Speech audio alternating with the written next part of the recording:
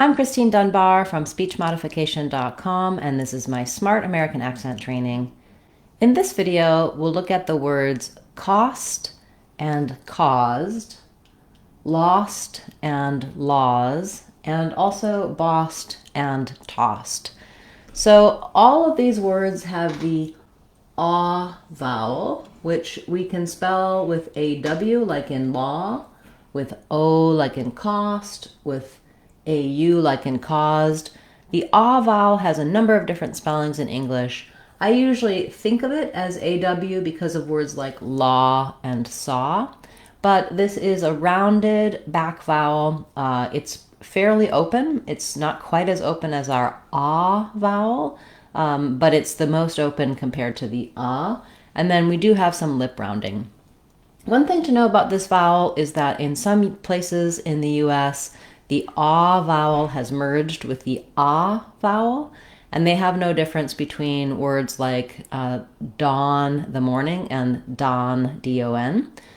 So if you use a little bit more of an ah vowel in some of these words, it won't really matter for being understood. But many places in the US still have a distinction between ah and ah. So you want to think about your mouth is open, ah, and your lips are a little bit round. Don't go too far open and too round, too far in the throat, or you'll sound like the British aw. Instead, we have the ah vowel here. So I've rewritten these words with that AW as the spelling for this vowel. If that helps you, great. If not, find a spelling for ah that you can visualize help you make that ah sound, and know that even though all of these words have different spelling, they all have the same vowel sound. So for cost and caused, these two have the same vowel, the same initial sound, but the final sounds are different. So in cost, we have the letters S and T. These represent the sounds S and T. For both of those sounds, when I say S or when I say T, I feel no vibration here. That means they're voiceless sounds. And when we have voiceless sounds at the end of the word, we hold the vowel for a little bit less time than when we have voiced sounds at the ends of the word. So when I say cost, it's the same vowel as in caused, but you'll hear that cost, I'm a little bit shorter in terms of how long I hold that vowel, versus caused, I'm giving it a little more time and a little more length, because in caused, the letters S-E-D say the Z and the D sounds. For both of those sounds, Z, D, I can feel vibration here. That means my voice is on. The vocal folds are vibrating for the Z and the D sounds in caused. So it's often hard to hear the difference between these voiced and voiceless sounds at the end for some speakers, for some listeners. Listening for that length and keeping this one a little shorter. Cost. What was the cost? What caused? What caused it? When you can hear when I'm linking to that word, it caused it, that D sound is clearly voiced and linking to the next sound. If I just ended or said caused by itself, that Z and D are not super strong. They can be a little bit devoiced, but you can hear the difference if I'm saying cost. There's a clear burst of air. There's a clear voiceless sound versus caused. My D is not strong with following with a vowel sound, but it still is voiced and the vowel is longer. It's very helpful to practice these in sentences because if I'm saying, for example, the cost of something, you can hear my S sound is clear there. When I'm linking the word cost to a vowel sound, like in cost of, my T does become a little bit more of a flap, and you'll hear it sounds maybe a little bit like cost of. So what happens with T at the ends of words depends on what comes next. When we link a T, it can turn into a flap. It can become an unreleased T, like cost comparison. When there is an ST, we often do have more of a T sound because we have that blend at the end. So cost comparison, you can hear that and T both happening in that word. But it does still have that tendency to flap when we're going into a vowel. Cost in, cost of, costa, etc. So very similar, two very similar words. Practice with that voiceless and voiced sound contrast, using that vowel length, short in cost, longer in caused, to help you hear that distinction. And you can also check out videos talking about voiced and voiceless sounds here on the channel, the vowel length and how that happens, which sounds are which, and how to perfect those sounds when you're speaking. We have lots of videos for that here on the channel, and also this is a topic we cover in our American Accent 6-week course, where we walk you through some of the major accent error patterns that you may have based on your native language. And making those contrasts correctly is one of the most common accent error patterns, where people will often use a voiceless sound when they should be using a voiced sound. So linking and vowel length are the two things that are really going to help you. Make sure you get those voiced sounds at the end. For another example, I just wanted to use the words lost and laws. So laws doesn't have the D sound, but it does have that voiced Z sound. And you can hear again when I say lost versus laws, my vowel is going to be a little bit longer in laws because I'm ending with the Z. So same things happen here, same consonants. We just have the consonant L at the beginning of these. So I'm lost. What are the laws? Both, again, still have that vowel. Again, linking is going to help me if I'm trying to say the laws of the country, the laws of the city, the laws of the company. You can hear that Z sound is very strong as I link to the vowel. Whereas if I'm saying lost in the city, lost in, that's the one place where I may have a little bit of a flap sound for that T sound. Otherwise, I'm going to hear, she's lost, I lost it. Oh, lost it is another linked one, but lost things. You're going to hear that release of air for that T sound because it's in the ST blend.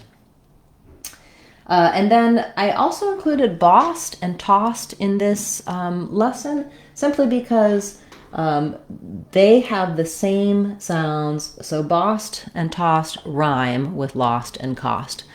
Same sound, same vowel. It's just a different spelling here. So when we make the past tense of to boss or to toss, because we have the s voiceless sound at the ends of these, then my letters ed just make the t sound.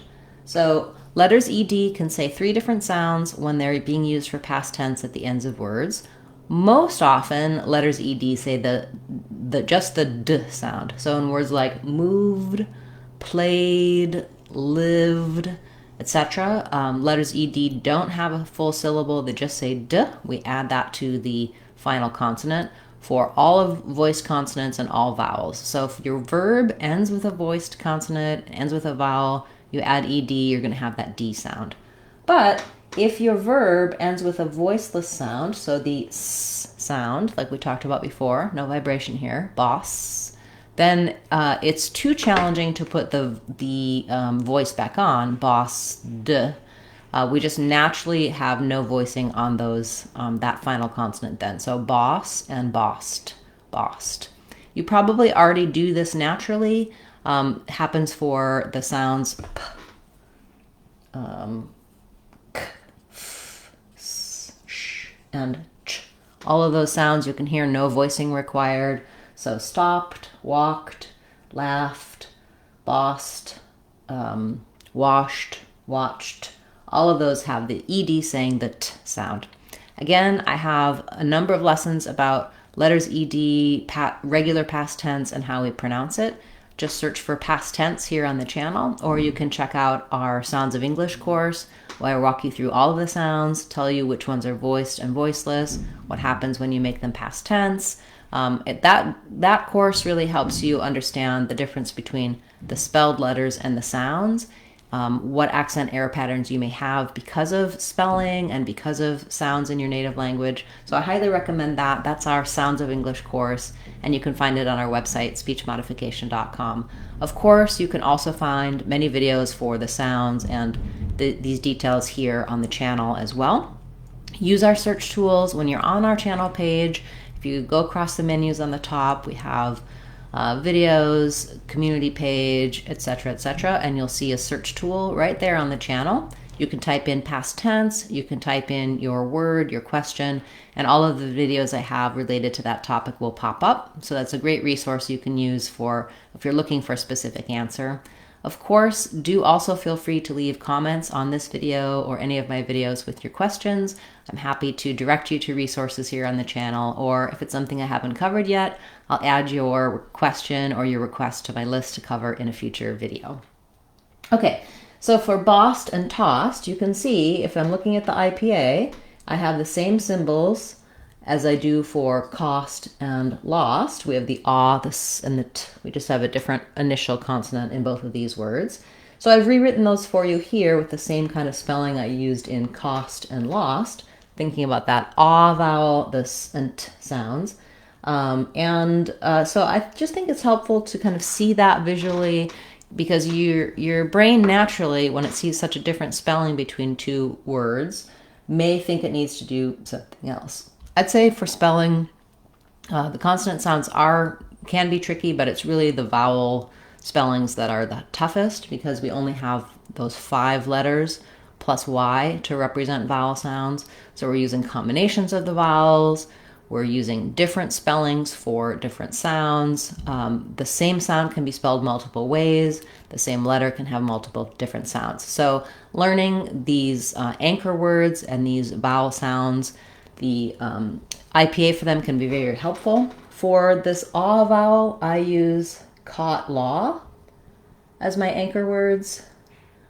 Usually I try to choose anchor words that are commonly used and that have the most common spellings for the sound. So we have AU and AW as 2 of our spellings. You could also think about caught a dog. If that's helpful to have that O as one of your anchor spellings. Okay, so a lot of details here. Thank you so much for this request, and this was a request from one of our channel members. If you're interested in learning more about channel membership, you can click the join button on this video and see the perks that I offer to channel members.